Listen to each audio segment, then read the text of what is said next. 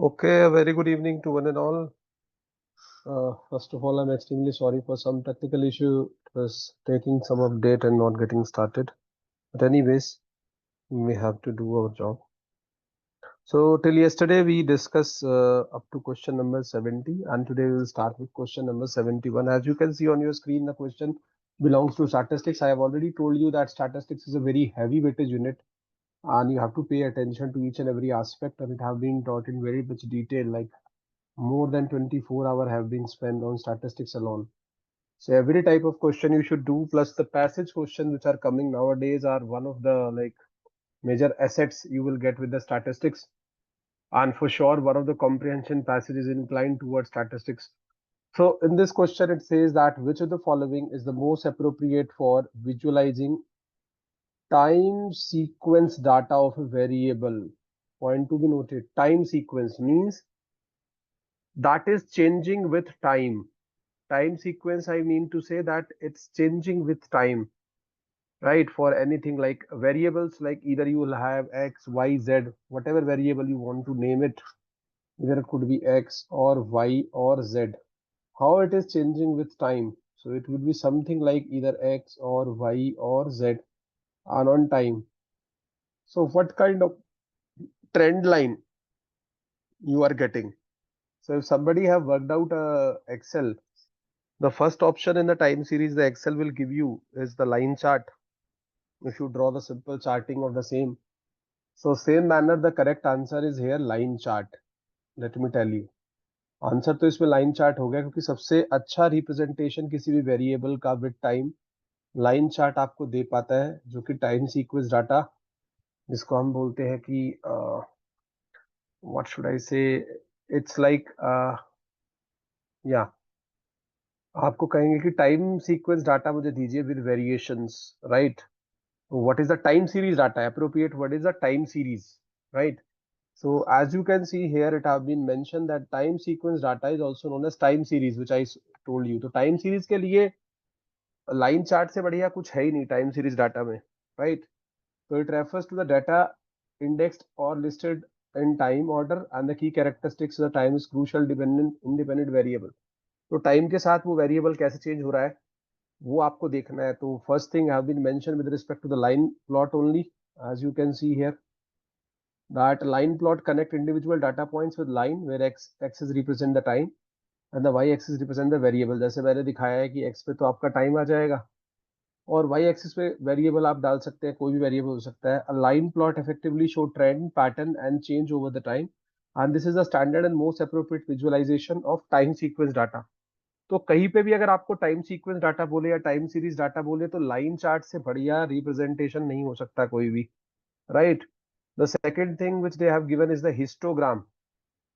अब हिस्टोग्राम की जब आप बात करते हैं, राइट, तो histogram is use to display the distribution of single numerical variable and it shows the frequency of data point with certain ranges.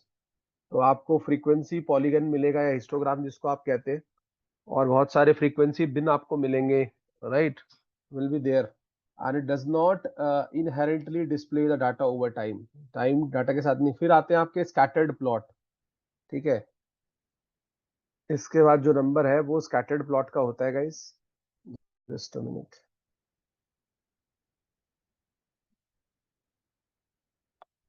या so then come your scattered plot which is there.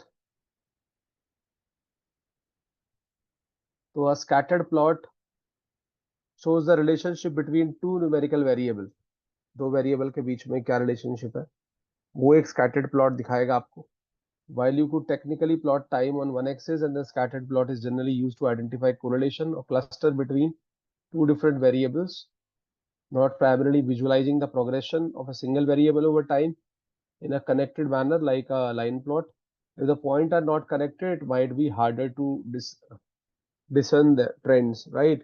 तो अगर कोई relation नहीं है तो आपको पता ही नहीं चलेगा स्कैटर्ड प्लॉट में. तो ठीक है, अगर कोई रिलेशन है दोनों के बीच में तो ही आपको एक आइडिया लग पाएगा देख के स्कैटर्ड प्लॉट से, ठीक है ना. देन आपका बॉक्स एंड विस्कर प्लॉट या बॉक्स प्लॉट है, ये भी कई बार पूछा गया है कि बॉक्स एंड विस्कर प्लॉट या बॉक्स प्लॉट, ठीक है, ये कहाँ आप यूज करेंगे, राइट? तो बॉक्स प्लॉट और the box and whisker plot display the distribution of data set through quartile. जब भी हमें क्वार्टाइल में दिखाना, चाहे वो फर्स्ट क्वार्टाइल हो, सेकंड क्वार्टाइल हो, थर्ड क्वार्टाइल हो, फोर्थ क्वार्टाइल हो, सबको पता है आपको फर्स्ट क्वार्टाइल आपका 25% डाटा सेट को कवर करता है, सेकंड 50, थर्ड 75 एंड फोर्थ 100% को कवर करता है। ये पढ़ा है आपने क्वार्टाइल में। It summarize the central tendency and spread over data, often used for comparing distribution between the different groups or categories and but not for showing change over the time। तो अलग अलग कैटेगरी आप दिखा सकते हैं, इसमें कितना डेविएशन है मीन वैल्यू से, वो भी दिखा सकते हैं बॉक्स एंड विस्कर प्लॉट में। तो as per the question what they have asked, the time series या टाइम सीक्वेंस डाटा के लिए सबसे अच्छी चॉइस है आपकी लाइन चार्ट। तो ये आपको ध्यान रखना है, क्योंकि इससे मिलता जुलता क्वेश्चन आपको दोबारा भी मिल सकता है। ये अच्छा क्वेश्चन है और ऐसे क्वेश्चंस खूब आ रहे हैं, चाहे वो पैसेज में आए स्टैटिस्टिक्स के, चाहे डायरेक्ट आए। क्लियर है सबको? क्वेश्चन नंबर 71 जल्दी बताइए भैया। क्वेश्चन नंबर 71 क्लियर है?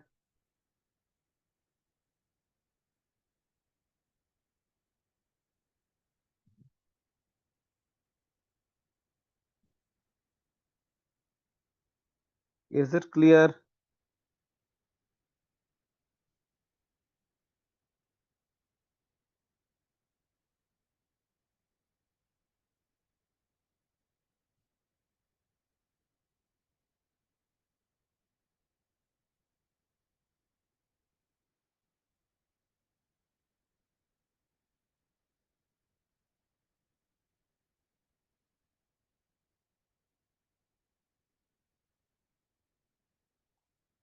चलिए जी, now we are moving to the next question.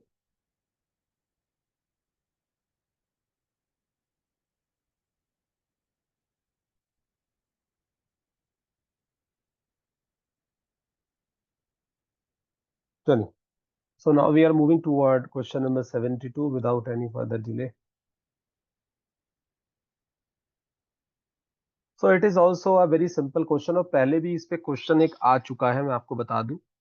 ठीक है, जब भी सेम एज ग्रुप की कैंडिडेट्स की, सेम एज ग्रुप के चिल्ड्रंस की, सेम एज ग्रुप के male female, same age group के स्टूडेंट्स की आप स्टडी करते हैं, that is basically called cohort study.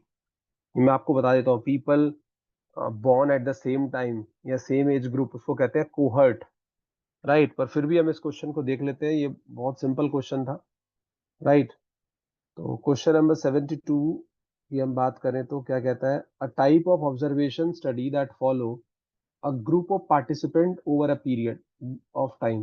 ये group of participant over a period of time कहने का मतलब क्या है कि एक ही एज ग्रुप के वो लोग थे, 10 साल तक, 5 साल तक, 7 साल तक आपने उनको स्टडी किया। तो ऑब्वियस सी बात है, जैसे मैं कह दूं कि सारे के सारे लोग जिन्होंने 2020 में मास्टर्स पास किया, I want to study what is the trend of there job occupancy after 2020। तो 2025 तक मैंने उनको सबको स्टडी किया, एक ही क्लास के लोग थे, एक ही बैच के थे।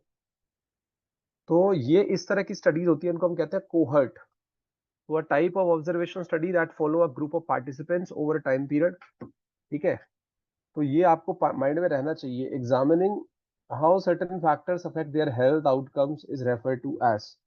वन बाय वन हम चलेंगे कि क्या क्या यहाँ पे है। ठीक है, तो कोई सारे ऑप्शन आपको दिए हुए हैं, उनको देख लेते हैं, डिफरेंशिएशन क्या है उसमें। ठीक है, सबसे पहले हम बात कर लेते हैं एक्सपेरिमेंटल स्टडी का। इसका तो कोई लेना देना ही नहीं है, ठीक है, बट फिर भी एक्सपेरिमेंटल स्टडीज क्या होती है। इन्होंने experimental study researchers actively intervene by manipulating one or more variable, the independent variable, another observe the effect of outcome variable या डिपेंडेंट वेरिएबल की, एक पैरामीटर को चेंज करने से आपका दूसरे के ऊपर क्या फर्क पड़ेगा। जैसे for example, you are studying the growth of the wheat plant by varying the temperature और वेरिंग द ह्यूमिडिटी और वेरिंग द सनलाइट, है ना। तो participant are typically assign to different groups, treatment group and control group. एक case होता है, एक case control होगा, और एक मेरा एक्सपेरिमेंटल होगा।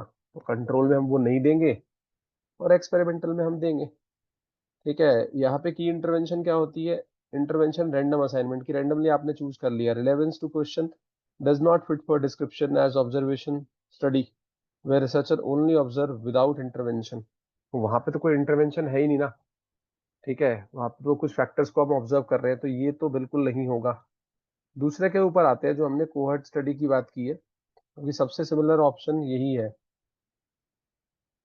तो a cohort study is a type of observational study where a group of individual, the cohort, who share a common characteristic like birth year, exposure to certain factor, are identified and followed over a period of time। तो ये चीज वो पूछना चाह रहा था कि जिनका ऑलमोस्ट एक तरह का हो, चाहे बर्थ ईयर सेम हो, चाहे एक्सपोजर सेम हो।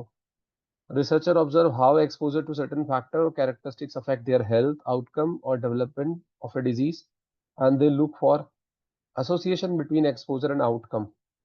Follows participant forward in time from exposure to outcome, and this perfectly matches the description. Follow a group of participants over a period of time, examining how certain factors affect their health outcomes। तो ये एकदम ditto वही चीज है जो पूछना चाह रहा है कि सेम ही एज ग्रुप के लोग हैं या सेम टाइम पे बर्थ हुआ है तो कोहर्ट बनाते हैं वो एक। तो करेक्ट आंसर आपका कोहर्ट होगा। तीसरा आपका केस कंट्रोल स्टडी है। केस कंट्रोल स्टडी की अगर मैं बात करूं तो ये तो बिल्कुल सिंपल ही है कि एक मेरा एक्सपेरिमेंटल होगा, उसको हम कहेंगे कंट्रोल, और दूसरा मेरा जिस पे हम टेस्ट कर रहे होंगे उस चीज को। तो केस कंट्रोल स्टडी में, a case control study is an observation study where researcher identify individual with a particular outcome. Disease होगा, एक केस होगा, and comparing with group of individual without the outcome disease control जिसमें ना हो। जैसे for example अगर आपको compare करना है तो वी विल कंपेयर कि एक पेशेंट है जिसको कोविड है, एक को नहीं है, तो कंट्रोल वाला हो जाएगा जिसको नहीं है ना। जैसे ड्रग का इफेक्ट हम स्टडी करते थे, they when they look for retrospective backward in time to determine the post exposure of characteristics that might have led to the outcome, कि किस वजह से हुआ होगा, and start with the outcome and look back for exposure, and this does not fit in the description क्योंकि it follows a group of participant over a period of time and then it look backward from the outcome। तो यहाँ पे तो ये fit नहीं होगा। और case control में वही होगा कि कंट्रोल हम लेंगे और एक एक्सपेरिमेंटल लेंगे। फिर आता है आपका केस क्रॉसओवर स्टडी। ये क्या होता है भाई, ये थोड़ा अलग टर्म है, case crossover study. So a case crossover study is specialized type of case control study that is used to study the effect of transient exposure on the risk of acute event. Each case serve as their own control. The exposure status of an individual during the hazard period just before the event is compared to their exposure status during the one or more control period and the time when the event did not occur। तो ये तीनों बार में हम same ही case को उठाएंगे कि जब नहीं हुआ था तब कैसा था, जब हुआ था तब कैसा था, और उसके होने के बाद कैसा था। उसको हम कहते हैं case crossover, right. And it compare exposure to the immediate period before an event to exposure in the other period of the same individual, and this is a very specific type of study and does not match the general description of the following, a group over time to see how the factor affect the health outcome। तो यहाँ पे क्या होगा कि same ही individual या same ही organism को आप पकड़ के होने से पहले, होते समय और बाद में तीनों टाइम कंपेयर करोगे, that is called case crossover. So as far as the 72 question is concerned, what they ask, the most suitable answer is the cohort study।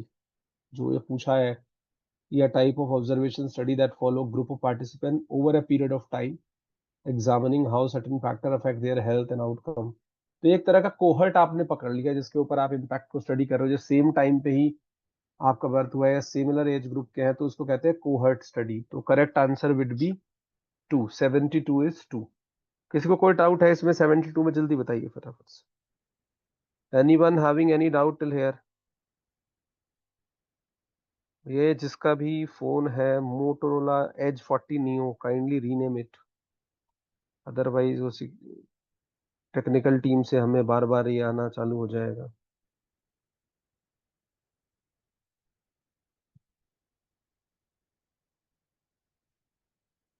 Case control और केस क्रॉसओवर में ये डिफरेंस है, जो case control होता है उसमें parallel आपको देने पड़ते हैं, एक जिसको वो डिजीज है और एक जिसको नहीं है। जिसको नहीं है वो कंट्रोल की तरह सर्व करता है।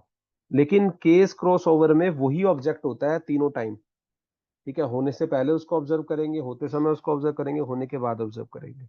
पूजा को क्लियर है? जल्दी बताइए। ठीक है, चलिए जी, now we are moving to the next question. Yeah sure. So in case of case crossover study, we take a single object which we study before the disease happen during the disease happen and after the disease happen. That is called case crossover study. In the case of case control study, we take similar type of two organisms where one do not have that disease and other one have that disease. That is called case control study. Now it is clear, Anag.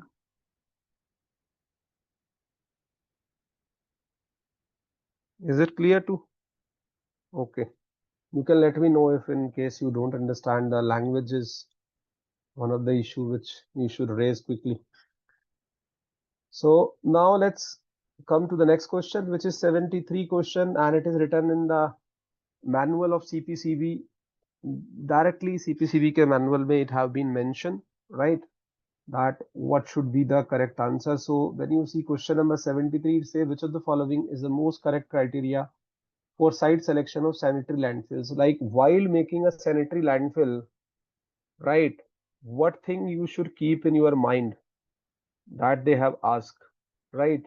So according to Municipal Solid Waste Management and Handling Rule 2016 by CPCB, right? So according to Municipal Solid Waste Management Rule 2016, what kind of provisions the Government of India have done? So the first choice which is there, like if you have a river, you should have at least 100-meter distance to make a sanitary landfill. Like you cannot make a sanitary landfill within 100-meter. So minimum distance should be 100-meter, right? So this first statement, at least 100-meter away from a river, is the correct answer. Let me tell you. Now let's go back to the other things and talk about this, that what kind of criteria or the provisions the Government of India have made. So if you see the provisions and criteria made by Government of India, right, as per the solid waste management rules 2016, right? So for rivers, if you talk about, according to the Municipal Solid Waste Management Rule 2016, a landfill site shall be 100-meter away from a river. For river, it is this much. Then the second statement come, pond, highway, habitations, public parks, and water supply wells. The rule states that a landfill site shall be 200-meter away from these. So these places like pond, highway, habitations, public parks, and water supply well should be at least 200-meter away, right? River is 100-meter away. Then if you talk about the third aspect, which is airport or air bases, it should be 10 to 20 kilometer or 10,000, 20,000 meter away from the airport or air bases. Now we can evaluate the options given. So the maximum distance should be given to airport or air bases, right? Then after that we have the pond, highway, habitation, public parks, and water supply. And third one is given is to river, right?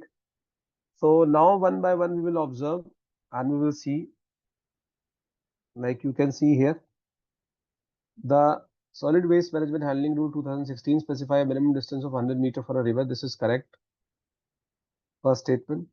But if you see the second statement, highway, the Municipal Solid Waste Management Rule 2016 specify a minimum distance of 200 meter from the highway, right? It have not been, right,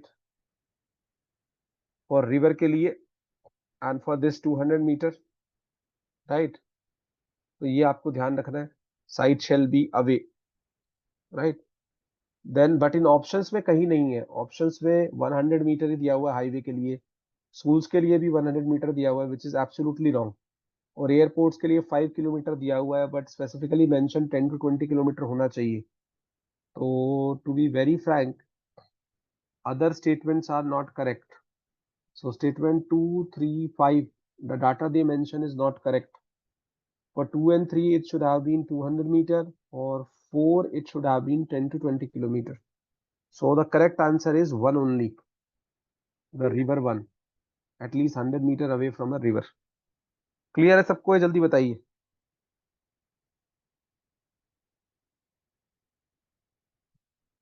Is it clear to Anag?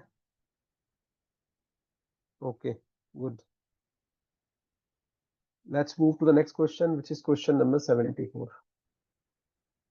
And this is also very simple, very, very simple. All the individual city ma'am have told you through the method of that chart, right? and it is very simple. Like question number 74 is quite simple. Earlier also we have seen questions on COP with the years, right? And this time also it was there. So we can see that how it goes. It says that in question number 74, match the one conference of parties, UNFCCC, United Nations, right? Forum for Climate Change, right? So you can see here.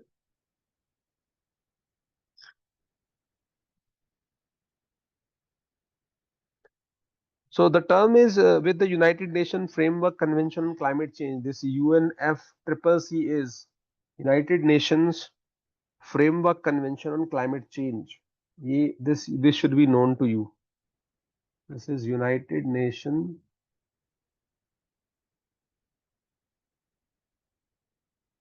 Framework Convention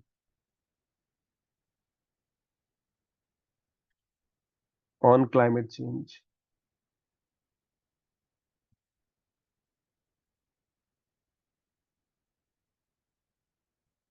Right, and the city where the meeting of these COPs happen, right, have been given on the right, like this United Nations Framework Convention on Climate Change, Conference of Parties, the meeting, as you say, and the city have been given on the right hand side.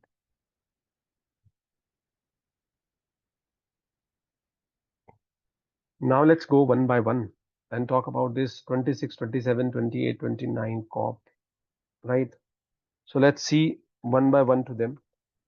Just a minute, guys.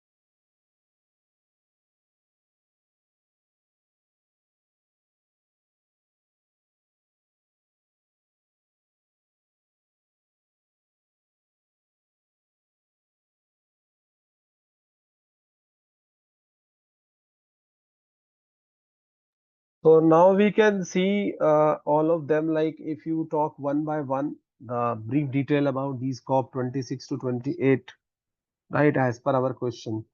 So if we say COP 26, it was in Glasgow, Scotland, UK, and it held in 2021. The major focus was reviving and strengthening the climate targets, right? This was about COP 26. COP 27 held in Sharm el Sheikh, Egypt, right? It was there in Sharm el Sheikh, Egypt, right? It was in Sharm el Sheikh, Egypt. You can see here, and it held in 2022. Emphasize on climate finance and loss and damage for developing nations. Climate fund की जिसमें बात हुई थी आपकी, right? Then we were having COP 28, which happened in Dubai, UAE. It's held in 2023, marked by the first global stock take under the Paris Agreement. And then last but not the least, COP 29, which was in Baku, Azerbaijan. It's held in 2024, and Baku has been selected as the host city for COP 29, which basically took place there.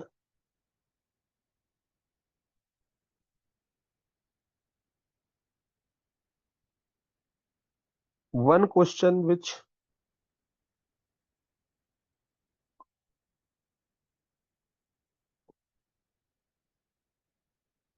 so COP30. COP30 will be going to take place in Brazil, Belém. Right, this you have to remember because they might ask you this, that where is why COP30 is supposed to go. So COP30 will take place in Belém in Brazil, right?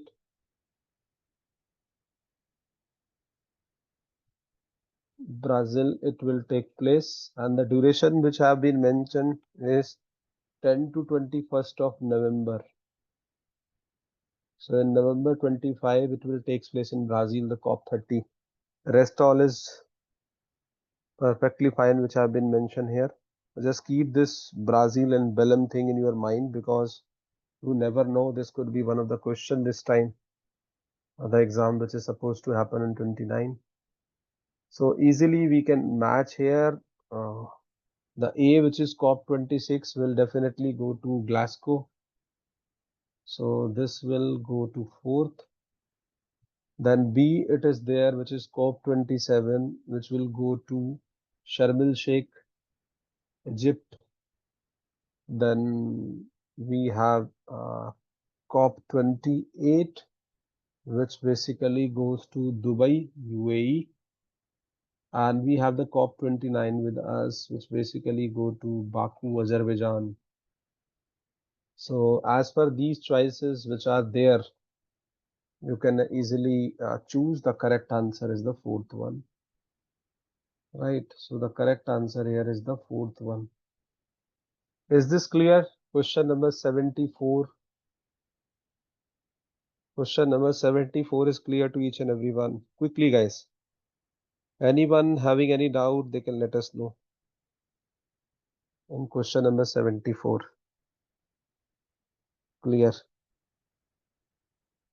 Anag, is it clear to you? Because language is something we should take care of. Is it clear to Anag? Or she left? Please let me know if you face the language barrier in case. Let's go forward and talk about question number 75, which is another question and a very good question if you ask me. So let's first try to understand what is the actual things which are happening in the case of the globe, right? So then it will give you a better perceptions, right? So we will talk about them. On one side, we will make a globe so that it will give you a good idea. And then we will have equator here. This is my equator. Above is my North Pole. This is my South Pole. This is my East. This is right. Just a minute.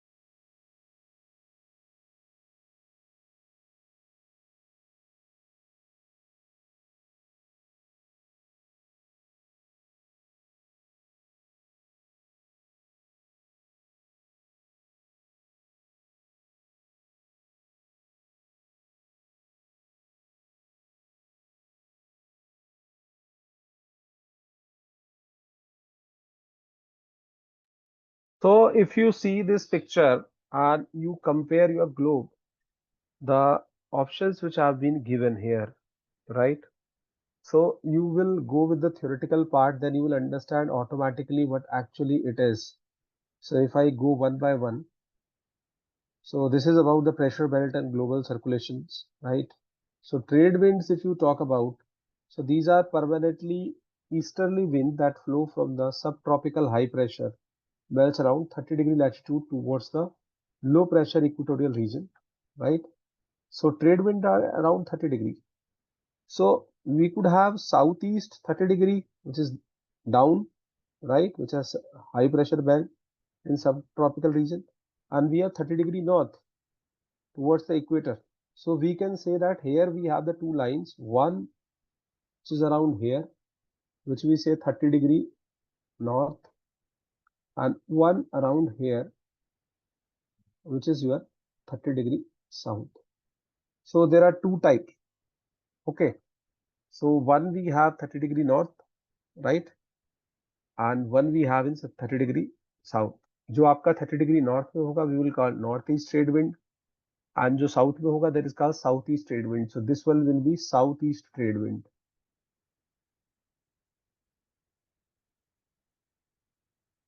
And there will be northeast trade wind. Simple सा था ये question. कुछ भी, there was nothing magical. Then all of you are aware, we have talked about this in atmospheric dynamics, that due to the Coriolis effect, they deflect to the right in the northern hemisphere, and which is south of the trade winds, right? Then they due to the left in the southern hemisphere, southeast trade wind. तो northern hemisphere में right को deflect होगा, southern hemisphere में south को deflect होगा, right?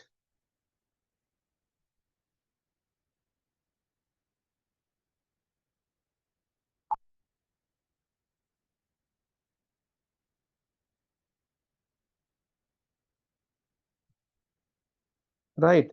तो ये आपको माइंड में, this you have to keep in your mind while doing this kind of question. In the northern hemisphere, this will deflect, ठीक है, this will deflect to the, like I said to you, they deflect to the right of the northern hemisphere, and in the south they will deflect to the left in the southern hemisphere, right? Then you have near equator these doldrums, right? Doldrums also being mentioned in one of the term, right? So doldrums are there, also known as ITCZ, which is at this place, right, near about your equator, 0 to 5 degree around it is there, north and south, slightly just aligning with here, right, just 5 degree, right? So you can say here that we just at the 5 degree, this is the low pressure belt located near the equator, 0 to 5 degree of north and south, characterized by calm wind, warm temperature and rising air leading to the frequent rainfall. And this is intertropical convergent zone, ITCZ, which is subside with these doldrums, right? Then we have the westerlies, which are there. We call them as prevailing westerlies, right? So prevailing westerlies have a specified features, like these prevailing westerlies. These are the wind that blow from the west toward the east in middle latitude, right? So west to east, something like this. West to east, something like this, right? In near around 30 to 60 degree latitude, right? In both the hemispheres. So from 30 to 60, from here till 60, and from here till 60, there will be westerlies, right? They originate from the high pressure areas in the horse latitude, which is 30 degree, and flow towards the poles. So both the side, they will hit back towards the pole like this. And on the other thing, we also have like prevailing westerly, which they have given as a, yeah, the last options, which was there, the prevailing westerlies. So 30 to 60 is the region of westerly. Now we can approach this question, and it seems to be very simple for you. क्योंकि ये थोड़ा सा, if you have to take an idea, then you are like saved, your life will become easy. right? So now we can easily say this question is just a cakewalk.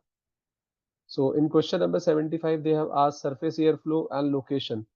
So if I would have been at your place, I will simply say that first of all, I will catch the doldrums which are near equator. So I will definitely going to catch the doldrums which are near equator. तो इसको पकड़ लूंगा पहले तो मैं doldrum को near equator. So C is 4. C is 4 only in limited options. So eliminate other options. Just a minute. Only 2 options will be there. 3. C4. Yeah, 3 options are there. Then I have to be very much sure that I say northeast and southeast trade wind. So definitely speaking, the northeast trade winds will be in this region, which is like 0 to 30 degree north, and southeast will be 0 to 30 degree south. So A2 and B3, right? A2 and B3. So other options are also gone.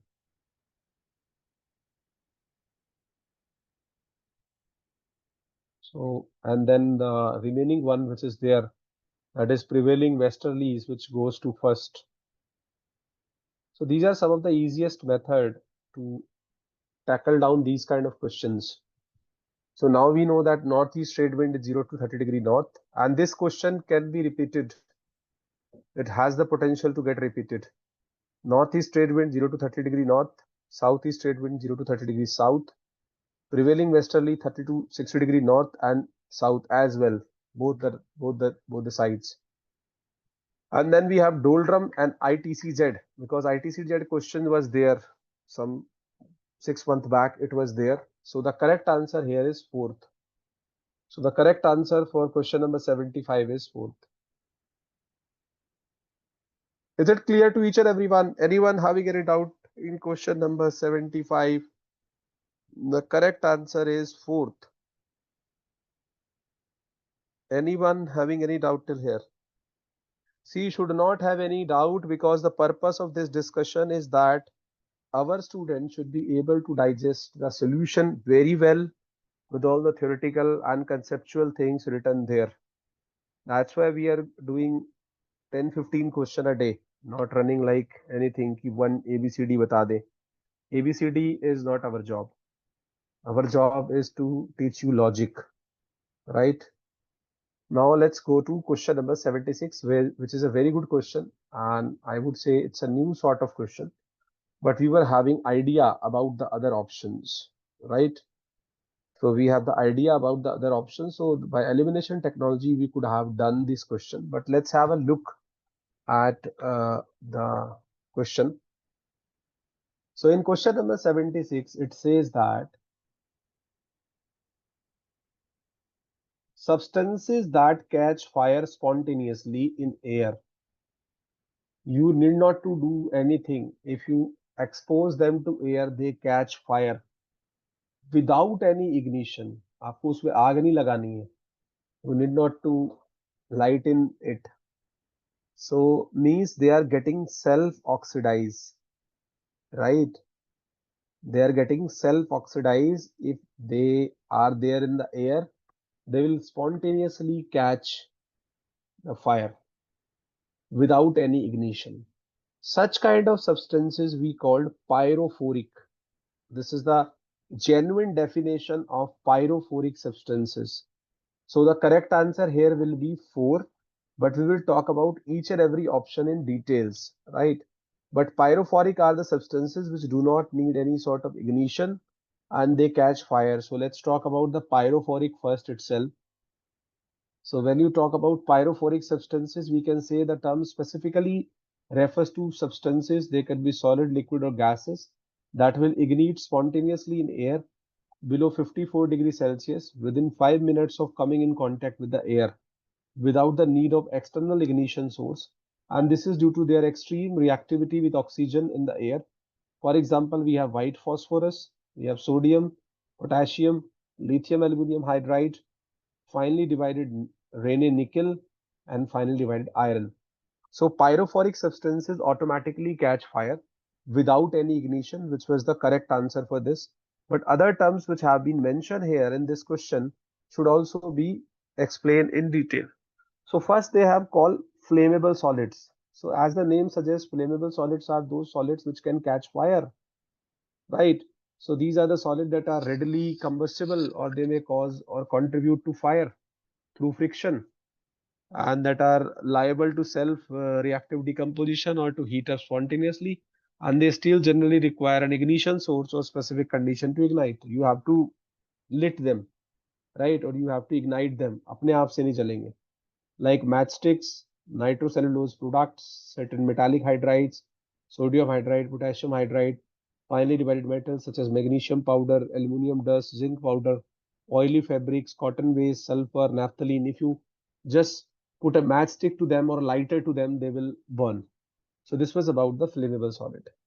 Then we have the combustible solid and flammable liquid. So if you talk about the combustible solid, these are also one of the category, right? So combustible liquids are basically liquids that have a flash point at or above 37.8 degrees Celsius and below 93.3.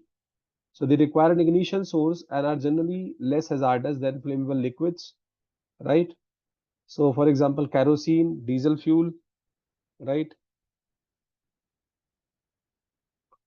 Then we have the fuel number 1, 2, 3, fuel oils, engine oils, linseed oil, ethylene glycol, and pine oil. So these are combustible liquids. You should also remember the examples. Then we also have a flammable liquids, right?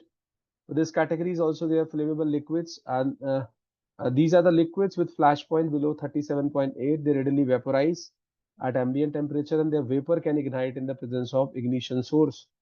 So their vapors are quite ignitable and they do not spontaneously ignite without a source. अपने आप से नहीं चलेंगे. For example, gasoline, petrol. Unless and until you will not keep a fire source near them, they will not.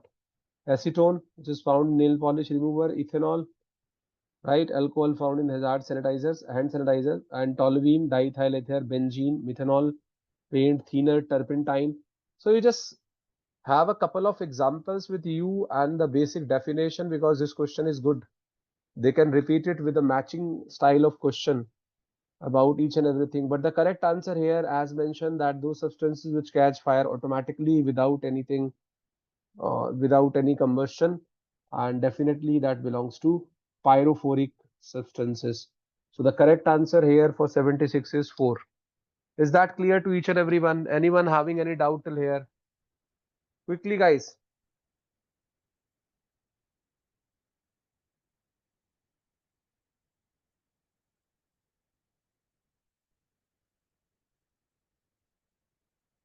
Yes, it is based on their hazardous nature as well as the state in which they will catch fire, right? In which they will catch fire, if you see, right?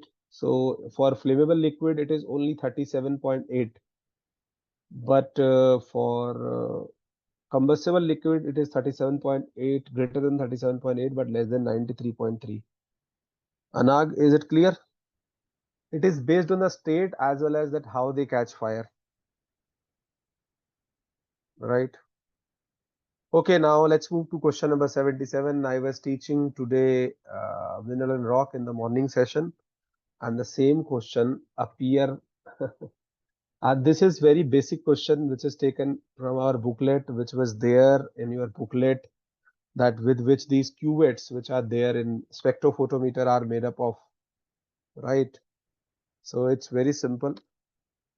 So those sample holders or cuvettes in which you take the reading of absorbance are can be made from two substances. They can be made either from glass or quartz fused silica, right?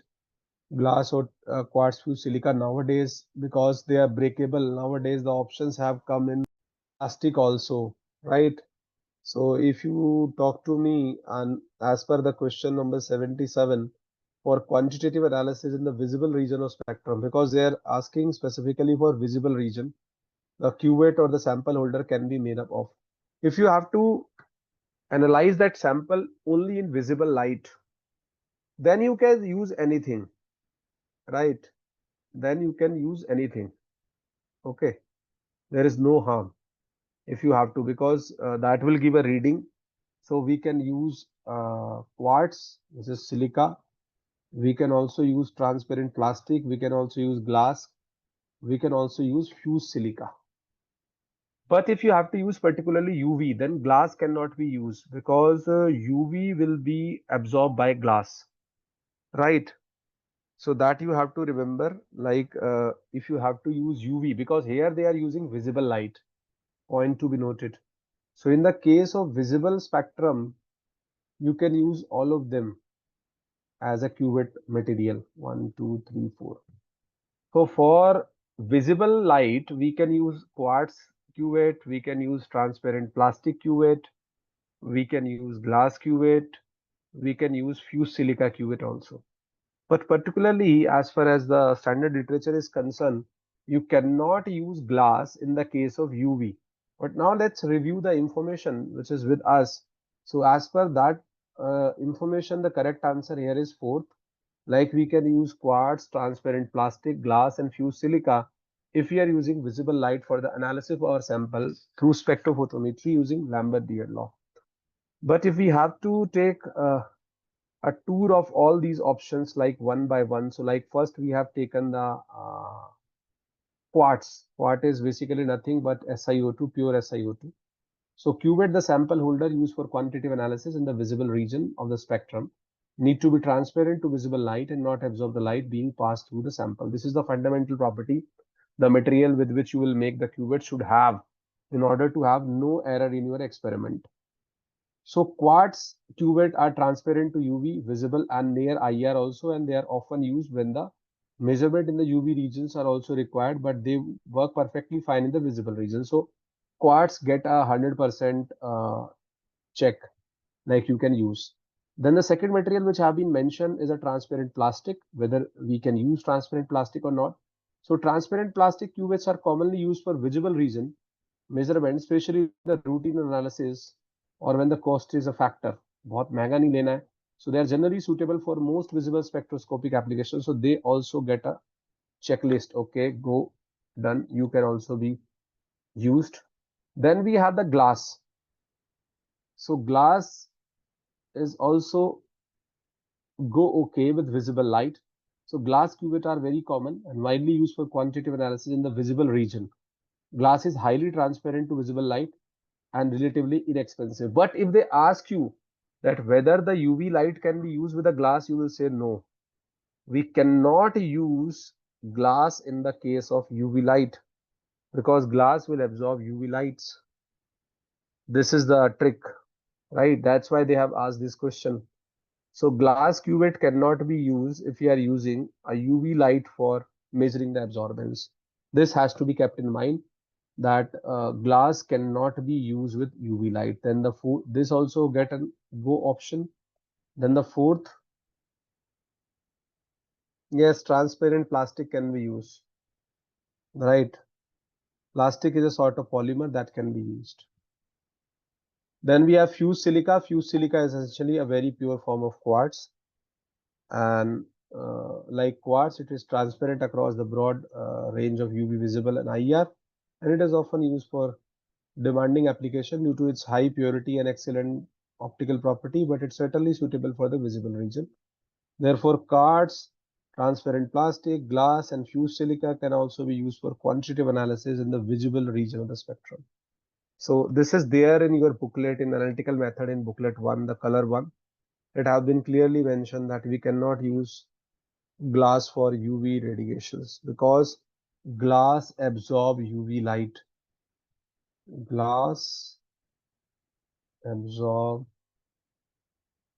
UV light. So can't we use for UV absorbance measurement.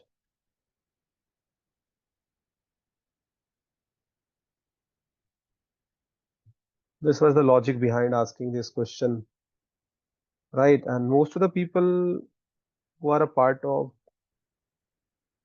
a good college, this question have been asked into the Viva. Wherever you did the lab, ये question आपसे Viva में पूछा गया होगा पक्का. Is this question clear to each and everyone? Question number 77. Quickly, guys, respond quickly. Question number 77. Clear to each and everyone? Yes, transparent plastic used in UV. We can use, right? Because that is transparent, right?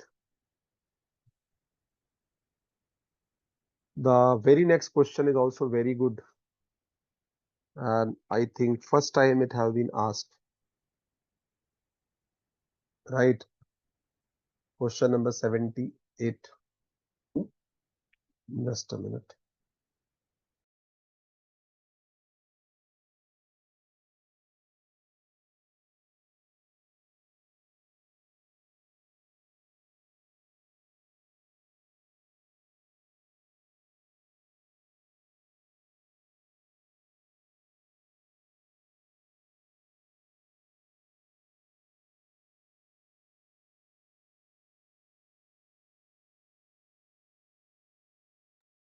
So let's talk about question number 78, guys. It is very good question, right?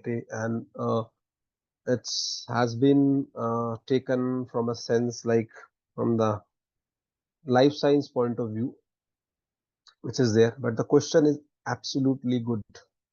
So let's talk about this question.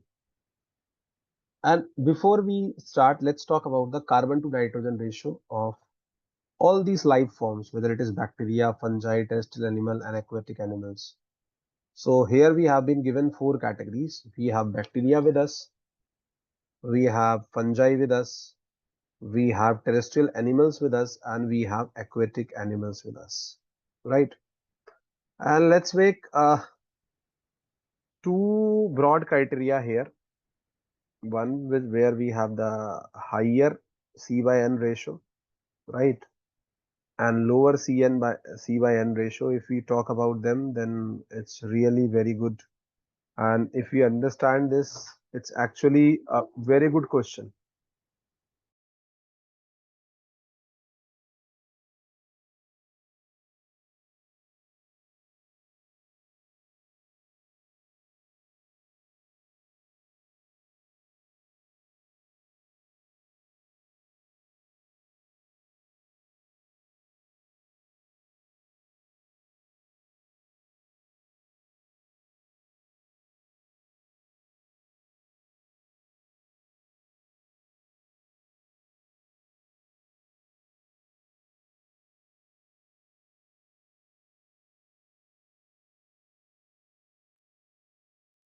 चलिए जी. So let's talk about them. The carbon to nitrogen ratio is a measure of the relative amount of carbon and nitrogen in organic matter. So whenever you have an organic matter, when you talk about carbon to nitrogen ratio, so basically we talk about how much carbon is there and how much nitrogen is there. And in particular,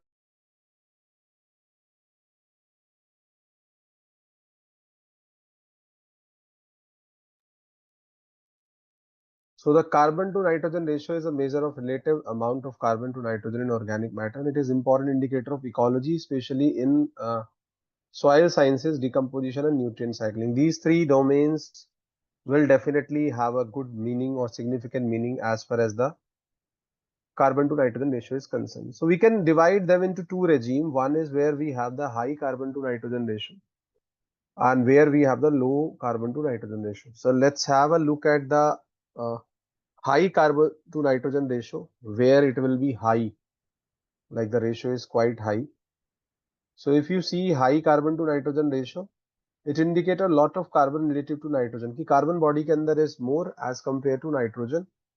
So material with high carbon to nitrogen ratio, like example wood, straw, mature plant stock.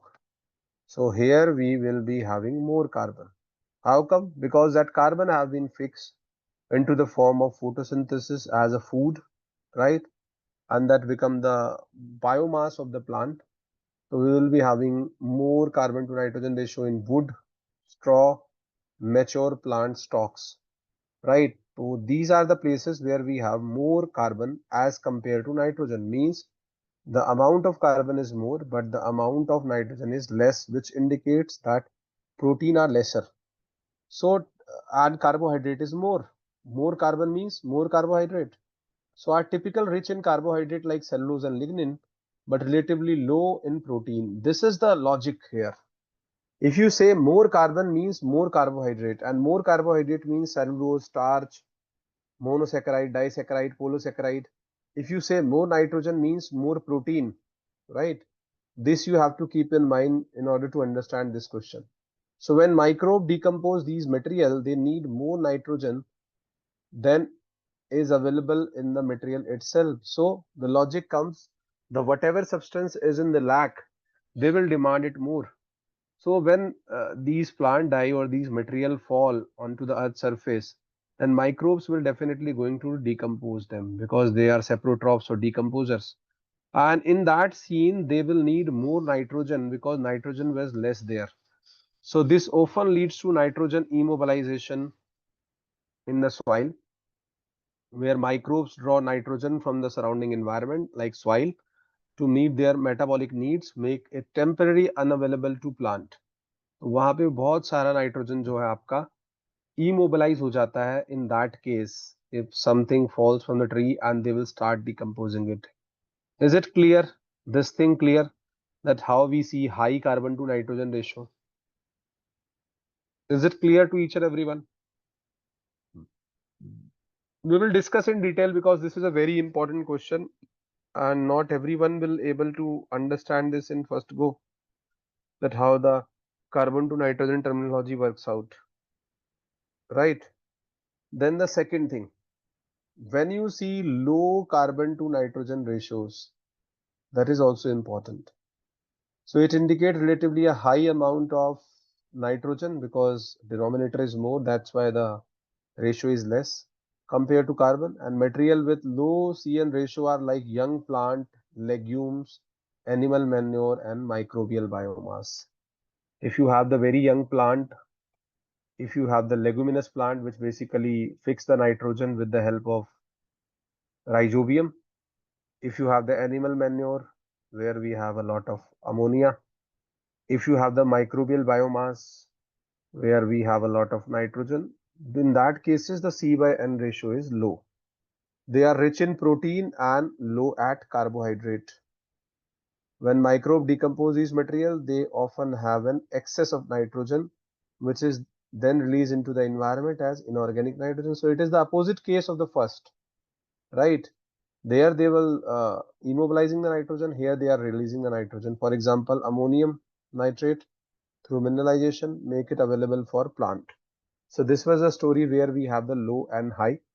By now you are aware that the woody plants or the terrestrial plants, they will be having in the high regime, microbes will be having the low regime. But let's see all other things which are there in the mentioned thing, and they are fixed stuff, like we cannot change it, is an experimental based question like for plant and other plants.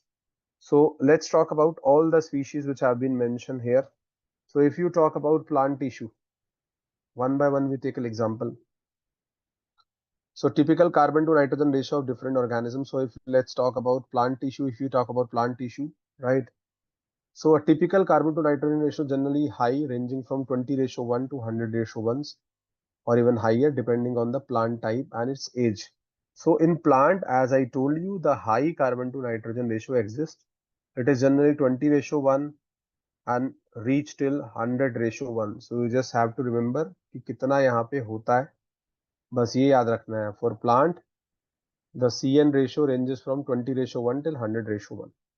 If as far as the explanation of this thing is concerned, you can say the young active growing plant like legumes tend to have the lower carbon ratios, right? Less than, because they have more protein. Mature woody plant like tissue, straw, corn straw would have very high carbon nitrogen ratio due to their high cellulose and lignocellulose content relative to low nitrogen. These CN ratios are why straw decompose slowly and can cause nitrogen immobilization in soil if added without supplementary nitrogen. So this is the reason why it degrades less. Then comes bacteria, right? Then comes the bacterial species, and typical CN by ratio relatively low, typically ranging from 3:1 to 10:1, a common average around 5:1 to 10:1. So for bacteria, it is relatively low. Then comes the bacteria. In the case of bacteria, you have the protein and nucleic acids, which are nitrogen rich. So that's why it is low, as mentioned. For fungi, it is 4:1 to 8:1. For fungi, it is 4:1 to 8:1 because fungi and bacteria are also protein rich, but their cell wall contain chitin, which is a nitrogen containing polymer, and some can accumulate more carbon rich compound. In their CN ratio tends to be slightly wider than bacteria, but still much thereover more than plant material. So explanation have been attached for each and every aspect. Then we have terrestrial animals and aquatic animals. So as far as the terrestrial animals are concerned, right? So CN ratio generally low because they have more protein in their body as compared to carbohydrate. Like we have the invertebrate insects, right? Larger animal, the ratio would also be relatively low due to high protein content, right? Then we have then we have uh, aquatic animals where the typical carbon nitrogen ratio generally low, similar to terrestrial animals, reflecting their protein rich composition, or like crustaceans. So in these animals we have like more of nitrogen, and wherever we have more of nitrogen it will be lower. Now let's come to the particular regime like which we will class. So plant will be having high carbon to nitrogen ratio because they have more carbohydrate. Bacteria, fungi and animal, low CN ratio, right?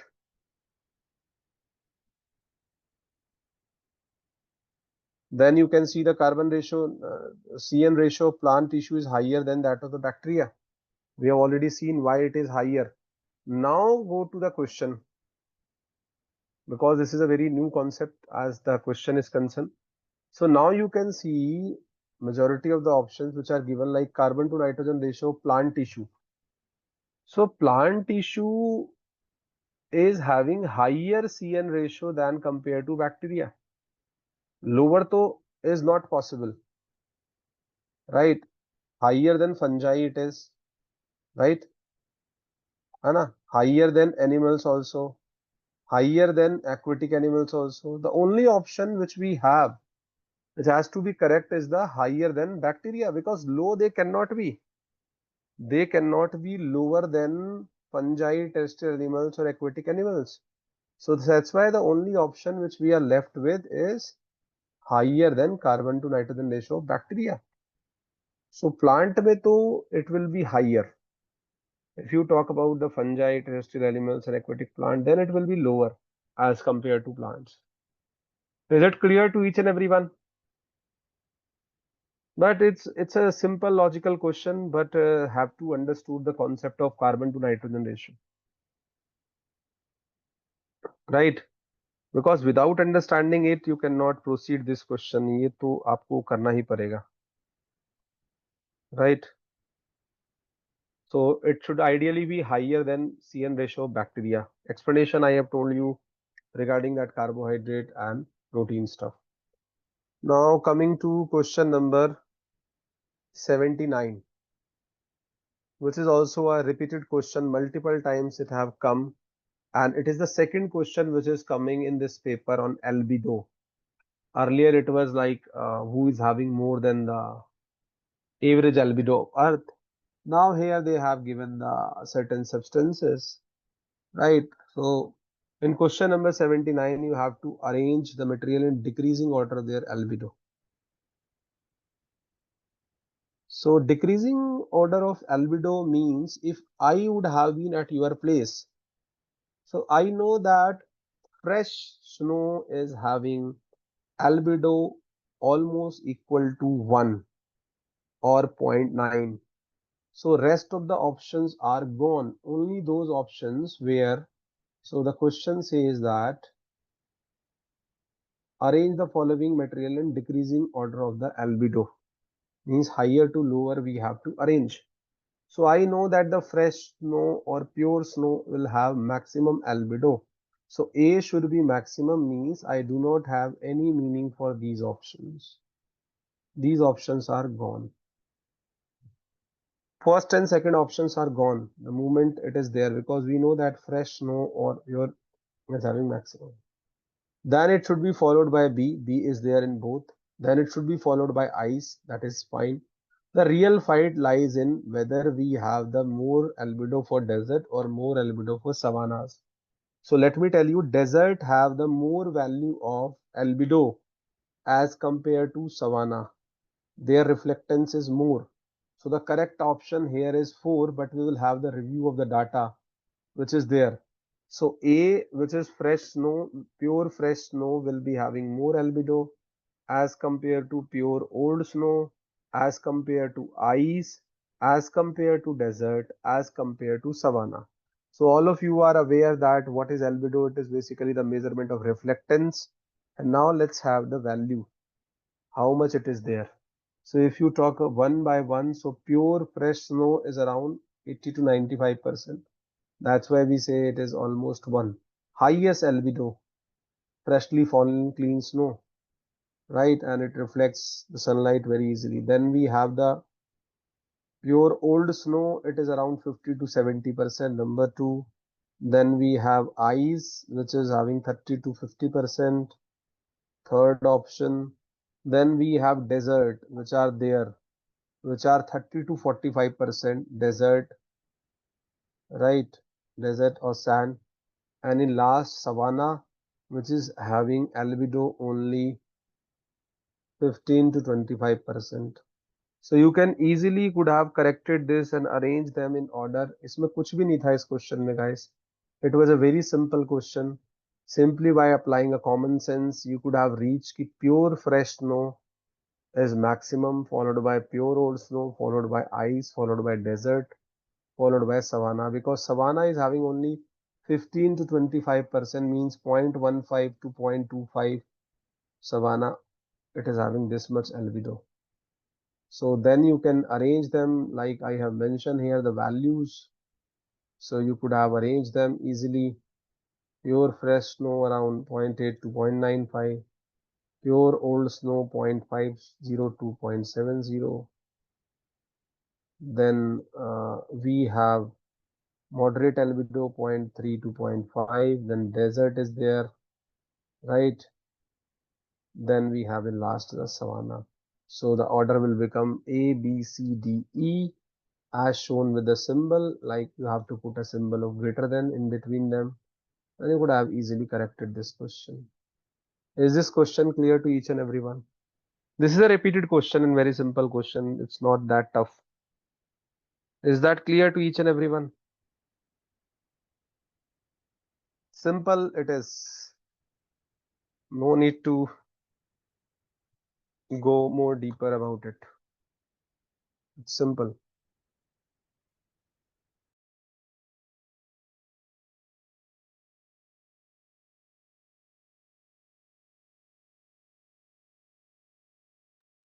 Now let's talk about the question number 80, which is there, right?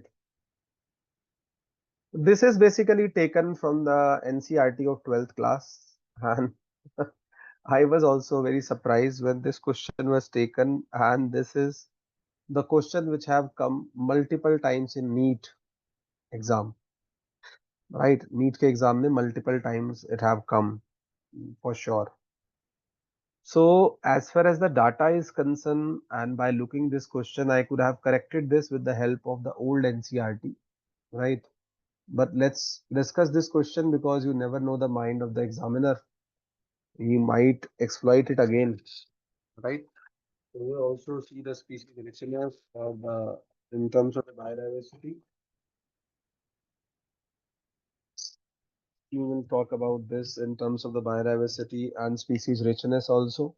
So let's first go to the theoretical part, that what is species richness and who is having the maximum diversity. It is saying that arrange the following in decreasing order of species richness. We have fungi, vascular plants, we have insect, centipede, millipede, which is arthropoda phylum, we have vertebrate, and we have crustaceans, right? Now let's talk about species richness. All of you are aware that the number of species present in a particular area is indicating species richness. So it refers to the number of species in a particular area or a given taxonomical group. It is a simple count of species and its common measure of biodiversity. Higher number of species indicate greater species richness. So that is the simple definition. So how we could have estimated the species richness of each and every order. So if you go, like already the scientists have done experiment and collected the data. So they know estimating the species richness from each group. It is crucial to understand that these are the estimate. The new species are continuously being discovered, especially in the Lex export taxa. Our general trends are well established, like we can generalize them. So insect, centipede, millipede, which is phylum Arthropoda.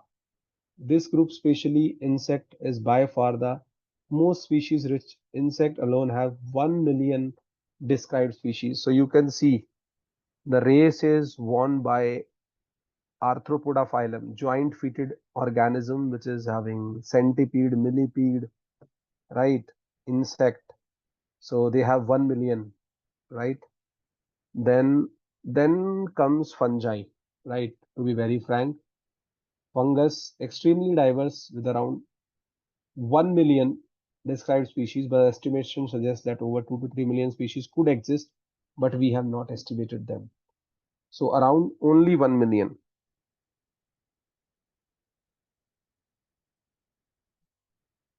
आप question दिखाइएगा, हम ऐसे नहीं कह सकते, ठीक है?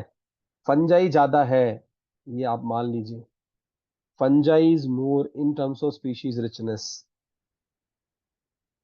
Yes, fungi is more as compared to species richness. If you see the data at present, then we have the mosses and vascular plants, the combined including all land plants, right?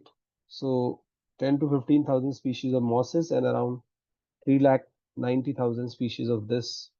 So you can see mosses and vascular plant. Then we have crustacean, which is basically a subgroup of arthropods, which is around 50 to 70,000 species. And then in last, we have the vertebrates, much less species rich compared to other around 66,000 described species, fish, amphibian, reptile, birds, and mammals. So the funda is very simple. As far as the species richness is concerned, the order is quite simple. Maximum goes to insect, which basically includes centipede, millipede, jewels, right? Phylum Arthropoda. Then we have fungi, followed by plants, followed by crustaceans, and in last we have the vertebrates, which have the vertebral column. So the correct answer for this question will be C, because third option fitted like the same. So the correct answer here is C. Is that clear? The correct answer here is C. Is it clear to each and everyone?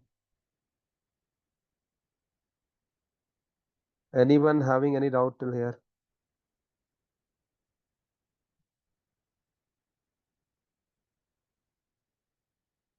Clear. Okay, then we will stop here at 80 because today we lost some 30 minutes, but we will be targeting 15 to 20 questions tomorrow onwards, and we have to wind up it as early as possible, right? Because we had a next class at 7. So we will stop here. So we are done till question number 80. I would request everyone to go through very well through the explanation of these questions so that you have the essence of each and every question, that what kind of things they have targeted into the exam, right? So this will be there, and we are done till question number 80, right? So rest of the questions we'll keep discussing. We still have a lot of time, right? At least more than 1 week of time, or around approximately 1 week of time. In that we will do them very well.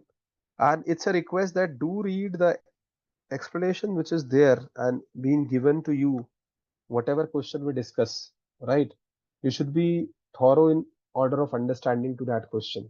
That will make a sense, right? So with this, I will stop you here. Thank you very much for your patience. Thanks for being here. We will catch you at 7 with the session on energy. So till then, take care. See you guys at 7.